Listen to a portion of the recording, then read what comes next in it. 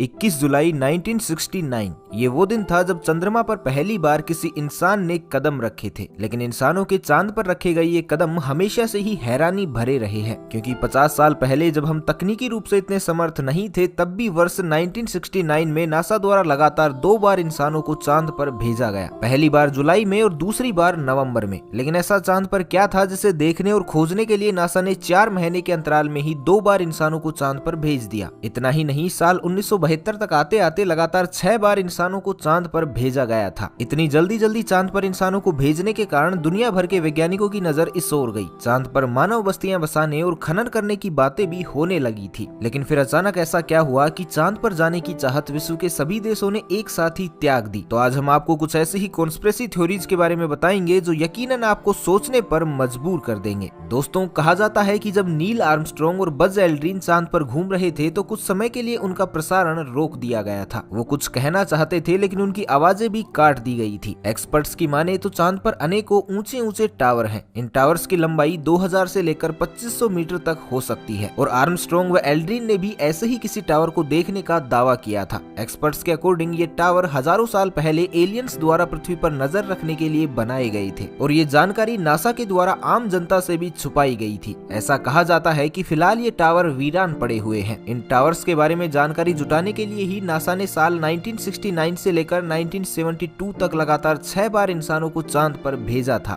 कई वैज्ञानिकों ने तो यहाँ तक दावा किया है कि जब आखिरी बार एस्ट्रोनॉट चांद पर गए थे तो वहाँ उनका सामना एलियंस से भी हो चुका है। एलियंस ने इन एस्ट्रोनॉट को वहाँ से चले जाने की चेतावनी भी दी थी। नील आर्मस्ट्रॉन्ग ने भी एक इंटरव्यू में कहा था कि अंतरिक्ष में काफी दूर तक उनके यान का पीछा एक बेहद ही एडवांस टेक्नोलॉजी वाले यूएफओ के द्वारा किया गया था। साथ ही चांद पर कुछ एस्ट्रोनॉट ने वहाँ रहस्यमयी संगीत सुनने का भी दावा किया है। हालांकि नासा के द्वारा आधिकारिक तौर पर कभी भी इस बात की पुष्टि नहीं की गई और ये बात हमारे गले भी नहीं उतरती है, क्योंकि ध्वनि एक यांत्रिक तरंग है और ध्वनि के संचरण के लिए माध्यम की आवश्यकता होती है। लेकिन चंद्रमा पर ना तो हवा है और ना ही किसी प्रकार का कोई अन्य माध्यम, इसलिए चंद्रमा पर ध्वनि तो सुनी ही नहीं जा सकती। तो फिर वहाँ एस्ट्रोनॉट्स के द्वारा संगीत का सुना जाना कैसे पॉसिबल हो सकता है? चांद पर गए कुछ एस्ट्रोनॉट्स का तो यहाँ तक कहना है कि चांद पर एलियन सभ्यता निवास करती है। इनका यहाँ अपना बेस भी है। एलियन थ्योरी पर काम करने वाले कुछ वैज्ञानिकों का कहना है कि चांद अंदर से खोखला है, क्योंकि चांद की सतह के नीचे एलियन सभ्यता निवास करती है और उन्होंने यहाँ अपना बेस बना रखा है। वेल, जो भी हो, लेकिन चांद पर वापस लौटने में कोई ना कोई समस्या तो जरूर है, क्योंकि अगर आज से 50 साल पहले हम चांद पर पहुंच जाने में सक्षम हो चुके थे तो फिर आज तो विज्ञान ने काफी ज्यादा तरक्की भी कर ली है। फिर भी दुनिया का कोई भी देश चांद पर जाने के लिए तैयार क्यों नहीं है? ये बात बेहद ही आश्चर्यजनक है कि जब 60 के दशक में हम चांद पर पहुंच गए थे तो आज इतनी उम्दा टेक्नोलॉजी होने के बावजूद हम चांद पर क्यों नहीं जा रहे हैं? अभी पिछले ही साल नेशनल स्पेस काउंसिल की एक बैठक में नासा के प्रवक्ता द्वारा कहा गया कि इंसानों को फिर से चांद पर भेजा जाएगा, लेकिन साल 2028 के अंत तक। अब उनका ये बयान ही अपने आप में एक बड़ा सवाल खड़ा करता है कि जब हम दशकों पहले ही कई बार चांद पर जा चुके हैं तो अब चांद पर जाने की तैयारियों के लिए इतना समय क्यों लिया जा रहा है? क्योंकि विज्ञान तो अब पहले की तुलना में आगे ही बढ़ा है। दोस्तों, ये तो आप सभी लोग जानते हैं कि नील आर्मस्ट्रॉन्ग चंद्रमा पर कदम रखने वाले पहले व्यक्ति थे। उन्होंने 21 जुलाई 1969 को भारतीय समयानुसार सुबह 8:26 पर चांद पर पहला कदम रखा था। एक बड़े स्पेस शटल कोलंबिया से अलग होकर ईगल नाम का एक छोटा यान चंद्रमा पर उतरा था। इस यान से सबसे पहले नील आर्मस्ट्रॉन्ग बाहर निकले थे, लेकिन उनके चांद पर कदम रखने से भी पहले वहां इंसानों की कोई और निशानी भी मौजूद थी। असल में खुद उतरने से पहले नील आर्मस्ट्रॉन्ग ने गांठ मारकर बांधी गई प्लास्टिक की एक थैली को चंद्रमा पर फेंका था। इस थैली में आर्मस्ट्रॉन्ग और उनके साथियों का मलमूत्र और कचरा था। लिहाजा इस हिसाब से देखा जाए तो इंसानों के चांद पर उतरने से पहले वहां कूड़े ने अपनी उपस्थिति दर्ज करवा दी थी। लेकिन आर्मस्ट्रॉन्ग द्वारा इस थैली को चांद पर फेंकने से करीब 10 साल पहले लूना 2 नाम का एक रूसी यान चांद से टकराकर ध्वस्त हो गया था। इसलिए उस यान का कचरा भी चांद पर चारों ओर बिखरा पड़ा था। संभवतः ये कूड़ा आज भी वहाँ ज्यों का त्यों ही होगा, क्योंकि वहाँ पृथ्वी की तुलना में काफी कम डिस्टर्बेंस है। इसलिए सारा कूड़ा बिना सड़े गले आज भी वैसे की वैसे पड़ा होगा। दोस्तों, रूसी यान के नष्ट होने से लेकर आज तक हम इंसान चांद पर केवल कूड़ा ही कूड़ा फैला रहे हैं। नासा का अनुमान है कि भले ही चंद्रमा पर कोई न रहता हो, पर आज भी वहाँ 190 टन मनुष्य निर्मित कचरा यहाँ वहाँ बिखरा पड़ा हुआ है। यानी अगर चांद के कूड़े को इकट्ठा किया जाए तो 10 बड़े ट्रकों की आवश्यकता पड़ेगी। वहीं दूसरी तरफ नासा कह रहा है कि चांद पर किसी भी प्रकार का जीवन नहीं पनप सकता। चांद पर वीरान और बंजर जमीन है, इसलिए ऐसा कोई कारण नहीं है जिससे ये कहा जा सके कि चांद पर जाना इंसानों के लिए हितकारी होगा। लेकिन अगर वास्तव में ऐसा है तो फिर क्यों अमेरिका और दुनिया के बाकी देशों द्वारा चंद्रमा पर लगातार यान भेजे जा रहे हैं? जब वहाँ जाना बेकार ही है तो फिर क्यों वहाँ कूड़ा फैलाया जा रहा है? आखिर बंजर चांद पर ऐसा कौन सा राज है जिसे जानने के लिए चंद्रमा पर समय समय पर यान भेजे जाते हैं? इस बात में कोई शक नहीं है कि चांद का धरातल भी काफी रहस्यमयी है। माना जाता है कि अतीत में किसी अंतरिक्ष पिंड के टकराने से धरती के 2 टुकड़े हो गए थे। इन दोनों टुकड़ों में से छोटे वाले टुकड़े को चांद कहा गया, यानी चंद्रमा धरती के बाद बना है। और देखा जाए तो चंद्रमा और पृथ्वी का वातावरण भी एक समान है। लेकिन हालिया वैज्ञानिक रिसर्च के परिणामों के मुताबिक चांद धरती से भी पुराना है। जब चांद की मिट्टी से मिले तत्वों की जांच की गई तो इन तत्वों को करीब 530 करोड़ साल पुराना माना गया, जबकि हमारी धरती महज 450 करोड़ साल ही पुरानी है। 20 नवंबर 1969 को जब अपोलो मिशन के दौरान वैज्ञानिकों की टीम ने लूनर मॉड्यूल को चांद पर छोड़ा था तो मॉड्यूल के चांद से टकराने के बाद वहां भूकंप जैसी स्थिति बन गई थी। चांद की सतह लगभग 1 घंटे तक कंपन करती रही थी। लेकिन ऐसा तभी संभव है जब चांद की सतह किसी धातु से बनी हो और अंदर से चांद पूरी तरह खोखला हो। चांद पर मिले पत्थरों में भारी मात्रा में यूरेनियम व नेपटूनियम जैसे तत्व भी पाए गए हैं। धरती पर ये तत्व पत्थरों में नहीं पाए जाते और इन तत्वों का उपयोग स्पेसशिप की बाहरी सतह पर किया जाता है ताकि स्पेसशिप अधिक तापमान व दबाव को सहन कर सके। एक रिसर्च के अनुसार ये भी माना जाता है कि चंद्रमा पृथ्वी के ग्रेविटेशनल फोर्स से भी बाहर है, फिर भी वो लगातार पृथ्वी की परिक्रमा करता रहता है, जिस कारण अनेकों वैज्ञानिकों का ये भी दावा है कि चंद्रमा प्राकृतिक भी है या नहीं, बल्कि हो सकता है कि इसे कृत्रिम रूप से किसी बुद्धिमान एलियन सभ्यता द्वारा बनाया गया हो, जिससे चंद्रमा के जरिए एलियन सभ्यता पृथ्वी पर नजर रखती हो। और ये बात इसलिए भी ज्यादा मायने रखती है क्योंकि हाल ही में अमेरिका के पूर्व राष्ट्रपति बराक ओबामा और नासा के कुछ वैज्ञानिकों ने एलियंस का होना और पृथ्वी पर इनकी बार बार मौजूदगी को स्वीकार किया है। वहीं इतिहास में भी चंद्रमा से जुड़े हुए कुछ अनोखे और रोचक तथ्य देखने को मिले हैं। बताया जाता है कि आज से करीब 910 साल पहले यानी 11वीं सदी में चंद्रमा अचानक से ही गायब हो गया था। उस समय चांद कई महीनों तक लगातार गायब ही रहा था और उसके बाद अचानक दोबारा सामने आ गया। हालांकि उस जमाने में अंधविश्वास अपने चरम पर था। ऐसे में किसी अनहोनी की आशंका के चलते सभी धर्मों के लोगों ने मिलकर बड़े पैमाने पर पूजा पाठ की। ऐसे में जब कई महीनों बाद चंद्रमा दिखाई दिया तब जाकर लोगों ने राहत की सांस ली। चांद के यूं अचानक गायब हो जाने के बाद पूजा पाठ करने के कारण ही शायद आज सभी धर्मों में चांद का विशेष स्थान है। हालांकि वैज्ञानिकों का मानना है कि सन 1104 में आइसलैंड में मौजूद एक ज्वालामुखी में भयंकर विस्फोट हुआ था। उसके विस्फोट से राख और धुएं के बादल निकलकर आसमान में फैल गए थे, जिस कारण चांद दिखाई नहीं दिया था। लेकिन अगर ऐसा था तो कई महीनों तक फैले इन धुआं के बादलों ने सूरज की रोशनी को क्यों नहीं ढका? अगर ऐसे में सूरज की रोशनी व गर्मी पृथ्वी पर न पहुंचती तो पृथ्वी पर हिमयुग की शुरुआत हो जाती और करोड़ों जीव जंतु मारे जाते। लेकिन इतिहास में इस तरह की कोई भी घटना दर्ज नहीं है, तो इस बात में तो कोई शक नहीं है कि चांद पर कोई न कोई एलियन जैसी सभ्यता तो जरूर मौजूद है। लेकिन ये हम अपने हिसाब से नहीं कह रहे बल्कि वैज्ञानिकों द्वारा की गई रिसर्च के अनुसार कह रहे हैं। लेकिन दोस्तों, इन सब के अलावा भी कुछ चीजें ऐसी हैं जो अब नासा को चांद पर जाने से रोक रही है और इसका एक सबसे बड़ा कारण तो बजट ही है। साल 2004 में तत्कालीन अमेरिकी राष्ट्रपति डब्ल्यू जॉर्ज बुश ने मैन मून मिशन के लिए 1,04,000 मिलियन अमेरिकी डॉलर का बजट बनाया था। लेकिन भारी भरकम बजट के चलते उस वक्त ये प्रोजेक्ट ठंडे बस्ते में डाल दिया गया। इसके अतिरिक्त साल 1969 से लेकर साल 1972 तक जब नासा ने मून मिशन किए तब अंतरिक्ष कार्यक्रमों का बजट कुल बजट का 5% था, जबकि आज ये हिस्सा घटकर कुल बजट का 1% ही रह गया है। ऐसे में जाहिर सी बात है कि नासा अब मैन मून मिशन पर इतना खर्च नहीं करना चाहता। वहीं कुछ विशेषज्ञों के मुताबिक चांद पर इंसानों को भेजने के पीछे वैज्ञानिक दिलचस्पी से ज्यादा राजनीतिक कारण थे, क्योंकि अंतरिक्ष नियंत्रण की होड़ में ये मिशन किए गए थे। तो दोस्तों, इन्हीं सब कारणों के चलते नासा अब चांद पर नहीं जाना चाहता।